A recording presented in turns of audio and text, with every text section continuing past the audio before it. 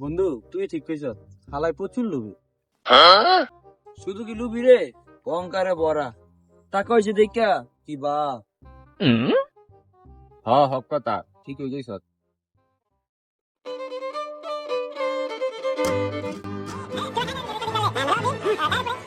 আর রাসেল ভাই, কি অবস্থা?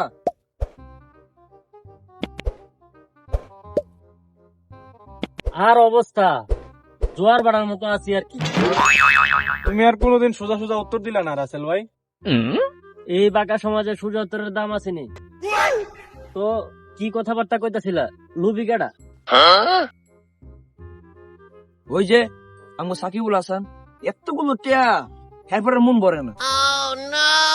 ও, তো একটা গল্প কই শুনবানি? আরে কৌমিয়া ভাই, কৌ কৌ শুনি একটু। কোন হানা জানি একটা গল্প শুনছিলাম। অনেকগুলো বড় বড় পাত্রের মধ্যে গরম তেলে বিভিন্ন দেশের মানুষে ফালাইয়া শাস্তি দিতেছিল। তেমন এক পাত্রে বাংলাদেশের মানুষও ছিল। তবে সব পাত্রের মধ্যে একজন করে বডি গার্ড ছিল, যাতে করে কেউ গরম তেল থেকে উঠতে চাইলে আবার যেন তারা গরম তেলে ফালাই দেয়। তবে মজার কথা কি জানো? কি?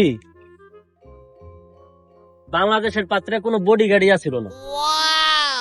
কেন কেন ওই পাত্রে কোনো বডিগার্ড ছিল না কেন? আমরা বাংলাদেশের মানুষ অনেক বালা, এর লাগেই।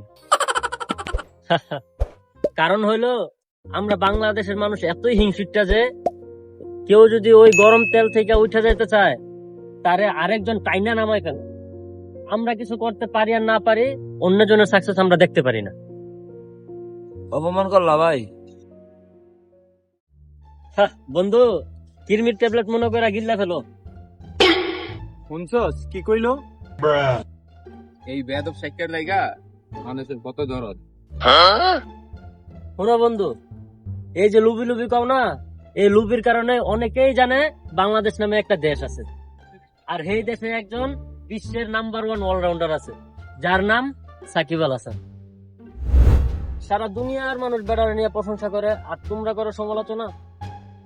আইগা তো পানি লাও না, মুইতা যাও গলা পানিতে। বাপের হোটেলে খাইয়া আজেরা কথাবার্তা না বইলা যারা নিয়ে সমালোচনা করতেছ তার মতো কিছু হইয়া দেখাও। এই চল চল, রুবি সাকিব এতারে ঘুষ দিছে, খালি জ্ঞান দিবে রায়। এর লাগে এর বেশি ভালো লাগে না। দেখছস টেকনিকে কেমন অপমান করে দিল।